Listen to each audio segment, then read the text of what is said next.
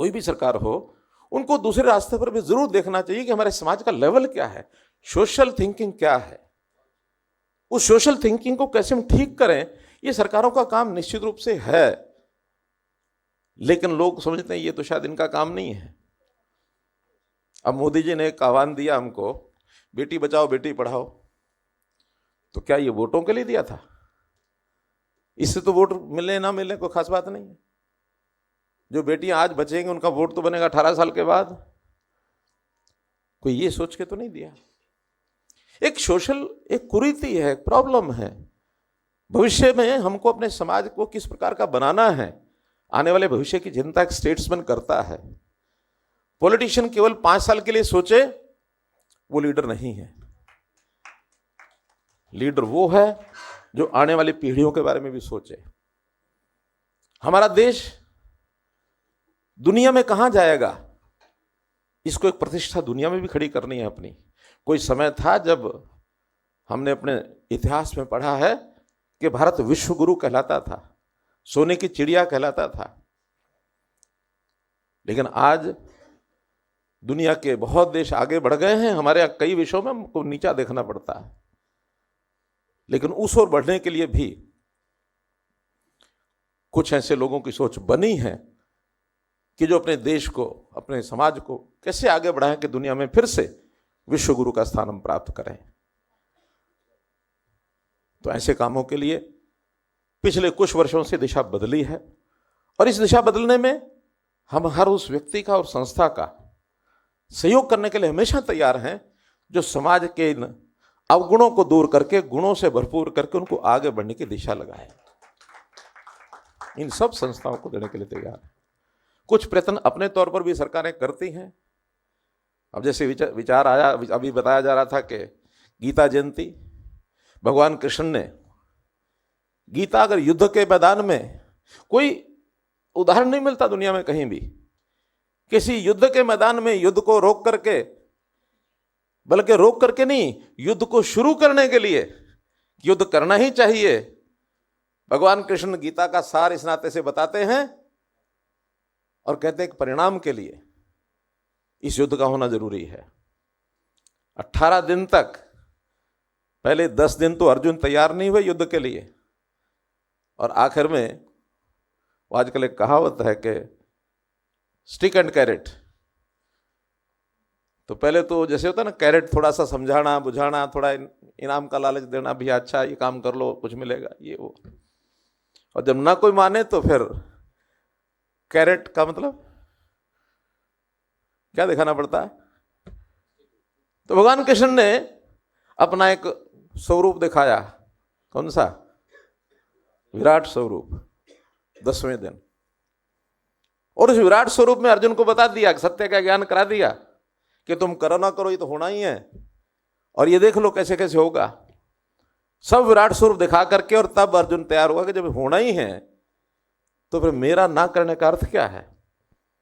इसमें से गीता का संदेश निकला कि जो हुआ सो ठीक हुआ, जो हो रहा सो ठीक हो रहा, जो होगा सो ठीक होगा। लेकिन प्रयत्न जरूर करना है, प्रयत्न किए बिना नहीं होगा। कर्म योग, इससे अगर छूट गए तो फिर ये बात से सत्य सिद्ध नहीं होती। और कर्म करने के लिए भी कोई फल की चिंता नहीं करनी। कर्मण्येवाधिकारस्ते मा फलेषु कदाचन। तो कर्म करो अपने मन को प्रसन्न करने के लिए, आनंद करने के लिए, और अपने लक्ष्य को प्राप्त करने के लिए। कोई लक्ष्य तो निर्धारित करना चाहिए।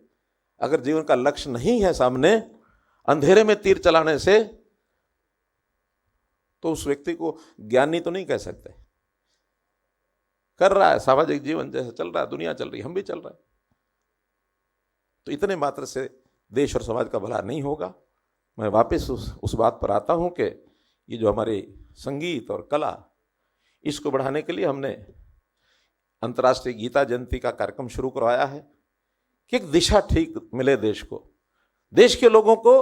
वो पुराने हमारे उस समय का, भगवान कृष्ण के उस समय का याद कराया जाए कि जो बात जीवन का सार गीता उस समय भी आवश्यक थी, आज भी संदेश वैसे ही उपयोगी है। और न केवल अपने देश में, दुनिया को भी संदेश देना होगा। आज बदल आया है, दुनिया में बहुत देश हैं जो हमारी बात को बिल्कुल कान भी नहीं देते थे, आज वो सुनते हैं, आज वो मांग करते हैं। बहुत से व्यंग चलने लग गए हैं। एक देश के लोगों ने कहा 3 दिन के लिए मोदी जी को हमको दे दो। पाकिस्तान में नारे लगे हमें एक मोदी चाहिए। अब मोदी व्यक्ति का नाम नहीं है, एक उस विचार का नाम है जिस विचार को आगे बढ़ाने के लिए बड़े से बड़ा उद्यम उन्होंने किया है और उस पर हमको सबको चलना होगा। तो ऐसे इस काम को करने के लिए हमने भी तरह तरह के जो अपने प्रयत्न शुरू किए हैं, उन प्रयत्नों में जैसे पंडित लक्ष्मीचंद जी की जो हरियाणवी संस्कृति और संगीत, अभिनय, कला, सांग, इस क्षेत्र को आगे बढ़ाने के लिए हमने जो हमारी सुपवा यूनिवर्सिटी है उसका नाम ही पंडित लक्ष्मीचंद यूनिवर्सिटी रख दिया है। मैं बधाई देता हूं उन बंधुओं को जिन्होंने पंडित लक्ष्मीचंद के नाम से वो फिल्म बनाई है, जो फिल्म सब और प्रसारित हो रही है और अच्छा उसका एक प्रसार हो रहा है। हमने कुरुक्षेत्र में मल्टी आर्ट कल्चरल सेंटर ये स्थापित किया है। हरियाणा कला परिषद इसका गठन किया है ताकि हम उन लोक कलाओं को मुफ्त में ट्रेनिंग दे सकें, क्योंकि ये मेरा मानना है कि कोई एक व्यक्ति या एक संगठन समाज में उतना बड़ा व्याप नहीं खड़ा कर सकता जितनी आज आवश्यकता है। तो हमको मल्टीपल तरीके से इन चीज़ों को आगे बढ़ाना होगा। तो इस नाते से मेरी अपेक्षा पंडित जसराज कल्चरल फाउंडेशन से भी यही है, देश में क्या करें, दुनिया में क्या करें, क्योंकि दुनिया में भी ऐसा नहीं कि आवश्यकता नहीं है, सब जगह आवश्यकता है। इवन पंडित जसराज जी ने भी जो उनके जीवन में उल्लेखनीय एक बात जो आती है कि उन्होंने एक बहुत अनूठी उपलब्धि जो की 8 जनवरी 2012 को उन्होंने अंटार्कटिका, जो दक्षिण ध्रुव है एकदम बर्फीला ध्रुव, वहां पर जाकर सी शिपरेट नामक क्रूज पर अपनी प्रस्तुति दी थी। एकदम इज इट सो? दुनिया में भी जाकर के उन्होंने अपना संगीत को फैलाने की बात कही। तो दुनिया में आवश्यकता नहीं, ऐसा नहीं है, लेकिन चैरिटी बिगिंस एट होम। अपने घर से हमको जरूर शुरू करना है। तो मेरी अपेक्षा यह है कि पंडित जसराज कल्चरल फाउंडेशन हरियाणा में भी काम करे और जितने काम ये करेंगे उसमें सरकार की ओर से, प्रशासन की ओर से जो सहयोग सहायता होगी वो हम जरूर करेंगे। तो इसके लिए मुझे कहा नहीं है किसी ने, लेकिन फिर भी मेरे मन में आया है कि इस फाउंडेशन को काम करने के लिए हरियाणा में जो कार्यक्रम आप करेंगे उनको आगे बढ़ाइए। इनको बढ़ाने के लिए अब पता नहीं आपको आवश्यकता है नहीं है, इस कल्चरल फाउंडेशन का कितना बड़ा सिस्टम है मुझे मालूम नहीं, लेकिन फिर भी मैं एक सांकेतिक कह लीजिए या कुछ भी कह लीजिए, अपने एक सहयोग के नाते से 21 लाख रुपए का अनाउंसमेंट करता हूँ इस फाउंडेशन में मैं दूंगा। और जहां तक पंडित जसराज जी के जन्म स्थान का विषय, क्योंकि उस जन्म स्थान को भी याद रखना चाहिए, भूलना नहीं चाहिए। तो पीली बंदोरी गांव में भी बहुत से कामों की आवश्यकता है, ऐसा मैंने पता कराया है, बात भी हुई है। तो उसके अंदर विषय यही है कि वहां पर एक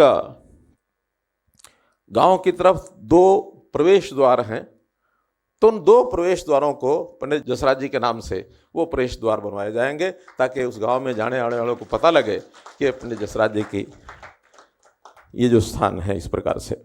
और वहाँ एक पुस्तकालय जिसमें पंडित जसराज जी की सारी विधा के बारे में, चाहे संगीत है चाहे और भी कोई विषय उनकी जीवनी है, उस सारे को दिखाते हुए, और न केवल पंडित जसराज जी बल्कि उस विषय को, उस उद्देश्य को पूरा करने के लिए और भी जो लोगों के ऐसे साहित्य हैं या उसे संगीत के जो इंस्ट्रूमेंट्स हैं या वो कोई शिक्षा का केंद्र चलाना है, तो उसके लिए भी एक भवन का वहाँ निर्माण कराया जाएगा और वर्तमान में एक पुस्तकालय का वहाँ निर्माण होगा। आगे उसका विस्तार जैसे करना है करेंगे। वहाँ के गांव के बच्चे स्पोर्ट्स में आगे बढ़ें, तो इसके लिए भी वहाँ तय किया है कि 2 नर्सरीज, अभी हमने नर्सरीज लगभग 500 शुरू की हैं, तो ऐसी 2 नर्सरीज खेलों के लिए, एक लड़कों के एक लड़कियों के लिए, वॉलीबॉल की नर्सरी, क्योंकि वहाँ के बच्चे वॉलीबॉल में शौक रखते हैं, ऐसा जो जानकारी मिली है, इसलिए 2 नर्सरीज उनकी शुरू की जाएंगी। एक वहाँ टीचर होता है, बाकी बच्चों को भी कुछ स्कॉलरशिप मिलता है, तो ऐसा एक सिस्टम उसका हमारा है। वहाँ का जो उस गांव में जो होकर के आया, मेरा जाना नहीं हुआ, लेकिन एक तालाब है, वो जो गंदा तालाब है, ओवरफ्लो है, उस तालाब को ठीक करने के लिए हमारी एक वाटर पॉन्ड अथॉरिटी बनी हुई, हरियाणा पॉन्ड अथॉरिटी। तो उस हरियाणा पॉन्ड अथॉरिटी के जिम्मे हम लगाएंगे उस तालाब के एक प्रकार से साफ करना, उसके रेनोवेशन करके वहाँ एक छोटा पार्क बनाना, वहाँ उसके ऊपर कुछ सौंदर्यकरण करना, ये सब भी किया जाएगा। और एक विषय है कि जो राजधानी के नज़दीक कहीं ना कहीं ऐसा कोई जगह तो हो जहाँ व्यक्ति जाए तो उनको पंडित जसराज जी की स्मृति होकर के आए। तो हमने पिछले दिनों में पंचकुला में एक ऑक्सीवन इसकी घोषणा की थी, शायद वो 60-65 एकड़ में है। तो यहाँ पंचकुला में ऑक्सीवन जो है, उस ऑक्सीवन का नाम पंडित जसराज जी ऑक्सीवन ये रखा जाएगा, क्योंकि जितना जंगल घना होगा उतना ऑक्सीजन अच्छी मिलेगी। तो उसका नाम ऑक्सीवन ही रख दिया हमने, क्योंकि ये कोविड के दिनों में जो एक दुष्प्रभाव हुआ था सारी चीज़ों का, इसलिए जगह जगह हमने ऑक्सीवन बनाए हैं। तो ये ऑक्सीवन का नाम भी रखा जाएगा। तो मैं तो अंत में यही कहूँगा कि समाज में बहुत सी गिरावट है, अच्छी दिशा में चलना है, लेकिन कभी कभी ऐसा लगता है कि इतना सारा बिगड़ा हुआ मामला कैसे ठीक होगा। तो मैं हमेशा कहता हूँ, माना कि अंधेरा घना है, माना कि अंधेरा घना है, परंतु दीप जलाना कहाँ मना है? परंतु दीप जलाना कहाँ मना है? चलो जलाएं दीप वहां, चलो जलाएं दीप वहां जहां अभी भी अंधेरा है। धन्यवाद।